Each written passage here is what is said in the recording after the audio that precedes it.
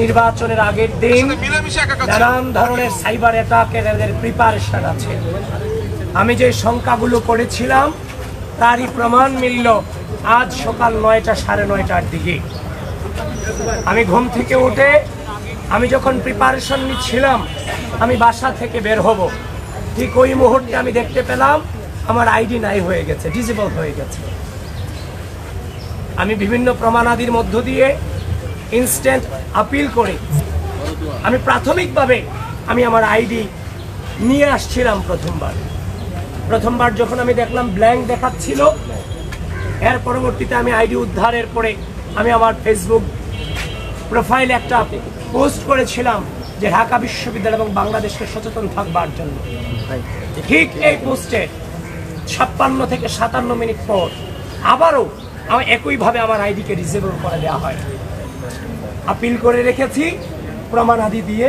আমি জানি না আমি আইডি আর নির্বাচনের আগে ফিরে পাবো কিনা। প্রিয় সাংবাদিক বন্ধুগণ, আমাদের আইডি দিয়ে আমরা আমাদের প্রচার কার্যক্রম চালিয়েছিলাম, প্রচুর পরিমাণে সেটা রিচও হচ্ছিল। আমরা আমাদের এই ক্ষুদ্র জীবনে ছোট থেকে আজ পর্যন্ত যে লেভেলে এসেছি সে পর্যন্ত কোনোদিন কাউকে পেছন দিয়ে আঘাত করার চেষ্টা করিনি। আমরা যোগ্যতার বিপরীতে যোগ্যতা দিয়ে লড়াই করার চেষ্টা করেছি। অপসংস্কৃতির বিরুদ্ধে সুস্থ সংস্কৃতি দিয়ে লড়াই করার চেষ্টা চালিয়ে গিয়েছে।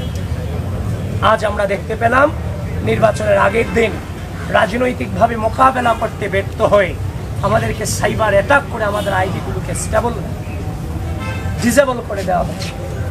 প্রিয় সাংবাদিক বন্ধুগণ, এই ঢাকা বিশ্ববিদ্যালয় 5 আগস্ট পূর্ববর্তী সময়ে আমরা লড়াই সংগ্রাম চালিয়ে গেছি সকল রাজনৈতিক অপসংস্কৃতির বিরুদ্ধে, এবং 5 আগস্ট পরবর্তী সময়ে সুস্থ রাজনৈতিক সংস্কৃতি চর্চা করতে গিয়ে আমরা একটা অদৃশ্য শক্তির বিরুদ্ধে এই ক্যাম্পাসে লড়াই চালিয়ে গিয়েছি, যারা শিক্ষার্থীদের মানবাধিকারে বিশ্বাস করে না, যারা শিক্ষার্থীদের মত প্রকাশকে ভয় পায়। প্রিয় ঢাকা বিশ্ববিদ্যালয়ের শিক্ষার্থীবৃন্দ, আমাদের পথ চলা শুধুমাত্র কয়েক মাসের জন্য নয়। 2016 সাল থেকে আজ অবধি পর্যন্ত আমাদের একটা দীর্ঘ পর্যায়ের মধ্য দিয়ে পরিস্থিতি মোকাবেলা করার মধ্য দিয়ে আজকের এই জায়গাটুকুতে দাঁড়িয়েছি।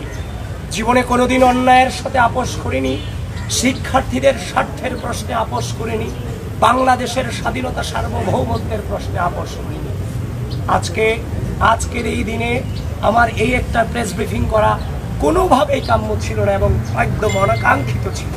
আগামীকাল নির্বাচন, আমার নির্বাচনী প্রক্রিয়া নিয়ে আমাদের ব্যস্ত থাকার কথা ছিল, কিন্তু ঢাকা বিশ্ববিদ্যালয়ের শিক্ষার্থীদেরকে বলতে চাই, যারা এই অন্যায় পথকে বেছে নিয়েছে, যারা এই প্রপাগান্ডাকে বেছে নিতে চায়, সাইবার বুলিং করে রাজনৈতিকভাবে মোকাবেলা করতে না পেরে সাইবার বুলিং করে মোকাবেলা করতে চায়, প্রিয় ঢাকা বিশ্ববিদ্যালয়ের শিক্ষার্থীবৃন্দ, আপনারা আগামীকাল 9 সেপ্টেম্বর ব্যালটের মধ্য দিয়ে তার জবাব ইনশাআল্লাহ আপনারা দেবেন, সেটা আমরা বিশ্বাস। জীবনের প্রতিটি পড়তে খুব বাজে সিচুয়েশন অতিক্রম করেছি, কিন্তু বারবার একটা বাক্য উচ্চারণ করেছিলাম যে মিথ্যার শক্তিতে কেউ বিভ্রান্ত হয়েও না। আজ ওই মধুর ক্যান্টিন থেকে বলতে চাই, মিথ্যার শক্তিতে কেউ বিভ্রান্ত হবেন না, সত্যের জয় সুনিশ্চিত। এবং আবারও বলছি, প্রিয় ঢাকা বিশ্ববিদ্যালয়ের শিক্ষার্থীবৃন্দ, ঝড় থাকুক, বৃষ্টি থাকুক, যত প্রতিকূল আবহাওয়া কিংবা পরিস্থিতি থাকুক, আগামীকাল সকল অপপ্রচারকারীদের জবাব আপনাদের ব্যালটের মধ্য দিয়ে দিতে হবে। এবং হয়তোবা আমাদের আইডি দিয়ে আর কোনো প্রচারণা কিংবা আহ্বান আমরা জানাতে পারবো না।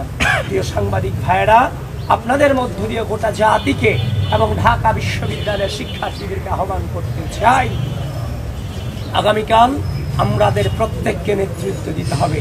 নেতৃত্ব মানে দায়িত্ব পালন।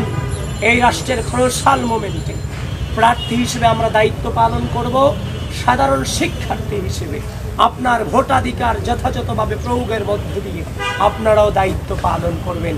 এটুকুই আপনাদের কাছে আকুল নিবেদন। প্রত্যেকটা মুহূর্তে বাজে পরিস্থিতি অতিক্রম করেছি।